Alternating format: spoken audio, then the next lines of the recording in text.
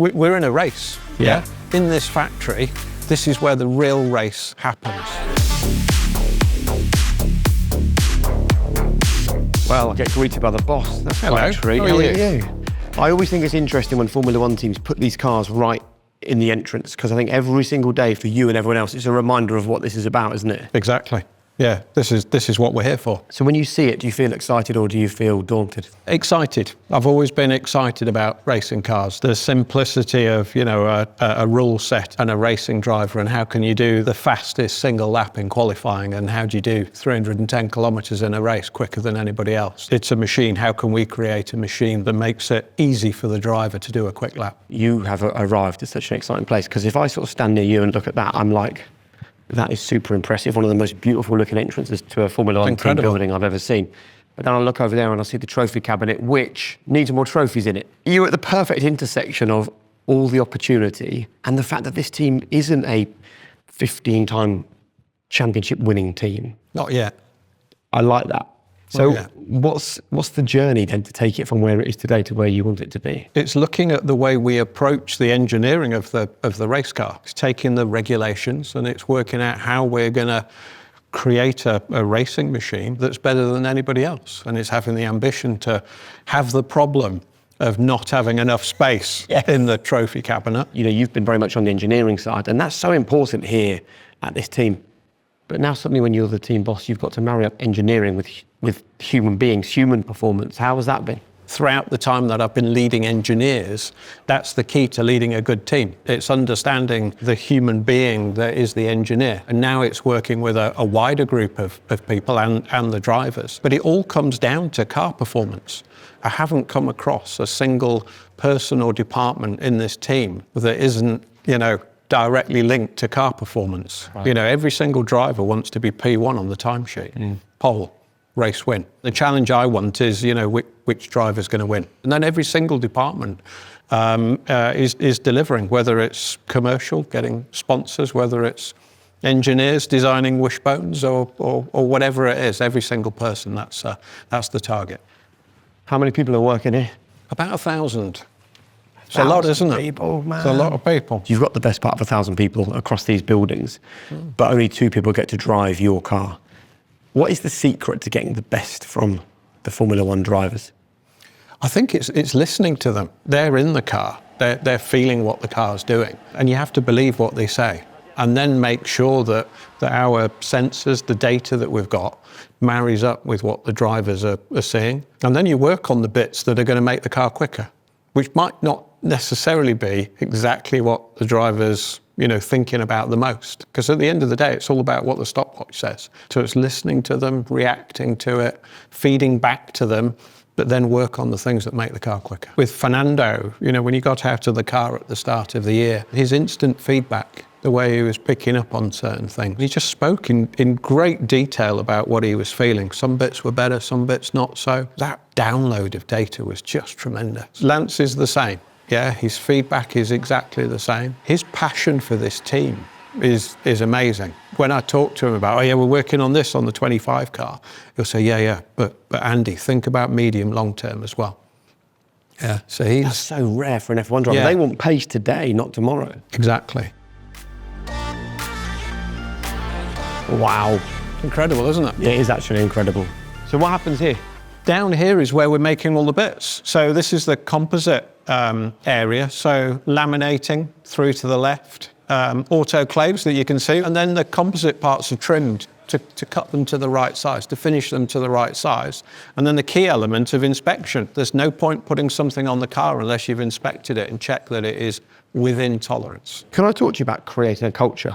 Because I think that when you build and this is a beautiful place to work, it's easy for people to get excited that it looks shiny and lovely, but actually it needs to operate as a human performance environment. Exactly. So when you walked through the door, what was the culture that you found here? It was a culture that wants to win. Yeah. Yeah, it's a group of people that are enthusiastic about that. And to learn about what the steps are to go from today's situation to a situation where we can confidently fight at the front, win races and win championships. What is it that you believe is required in your area to go from today's position to the very best position you could ever imagine. It's the race to work out what the gap is and then achieve that quicker than our opponents. So everything is down to a simple graph of performance improvement up the vertical axis and time along the horizontal, and how can you improve the gradient. And then it's about going beyond that. It's how do you improve from the front.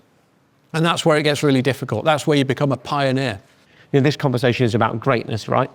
And I don't think that greatness feels great unless it's hard to achieve. I suppose the question is for all these people, and I see them all working away, grafting, they will be working as hard as the quickest team in Formula One, McLaren at the moment. Yeah. How do you keep them happy? By talking to them. Right. Yeah, by being honest. Talk to them about the journey that we're going to go on. You know, being patient. If we're, that? Yeah, you know, let's have that hunger. Let's have... Are you? Always. There isn't a single day where I feel like I've achieved enough. So is this the race base? Yeah, it's the race base. Cars get built here. Start of the season is always an exciting point when the first car goes together. But this is one of last year's cars. Next year, the car is going to be designed by the one and only Adrian Newey, the most successful designer in the history of the sport. Exciting, yeah? Is that absolutely? Is that how you feel? Yeah, you know, Adrian's got an awesome track record, but his attention to detail and his enthusiasm to push is just mind-blowing. It's lifted the whole organisation. How do you give him what he wants to deliver the car that he can deliver? I think that's where I've got the advantage that my career started off in engineering, developing components, and Adrian he's a 110% an engineer. He's not interested in going to meetings talking about the organisation of the business. All he does is spend his day looking at the detail of the race car. I think for 99.9% of people, it feels like magic because he does things that most people don't understand, but you've seen firsthand previously and now here what he does and how he operates. What do you think is the magic with Adrian Newey? What can he do that other people can't? I think he looks at the total car. He's not just an aerodynamicist. He's not just a vehicle dynamicist.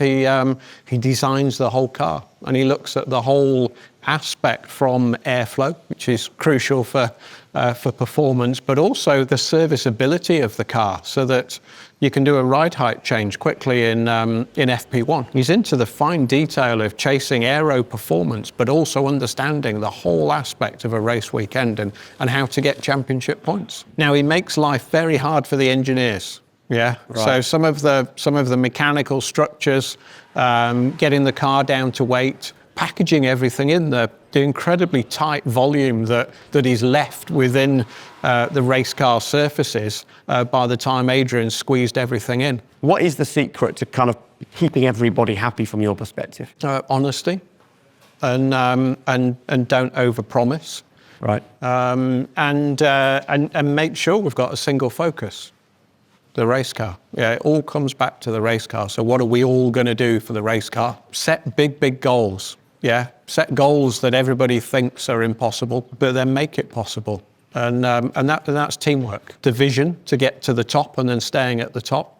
Coming up with those tough targets, BHAGs I like to call them. What is the BHAG? To win multiple championships, back to back. And you believe it will happen? That's what we're striving to do, and yes, it will happen. I mean, really what we're talking about here is how you are going about uncovering greatness in this organisation. And if I was to say to you, what does greatness look like, aside from back-to-back world titles, because that's the outcome goal, in terms of the process here, what does greatness look like to you? Teamwork. So it's an engineering business, working as a team for the good of that race car. Brilliant. Well, good luck unearthing the greatness here. Great. Thank you.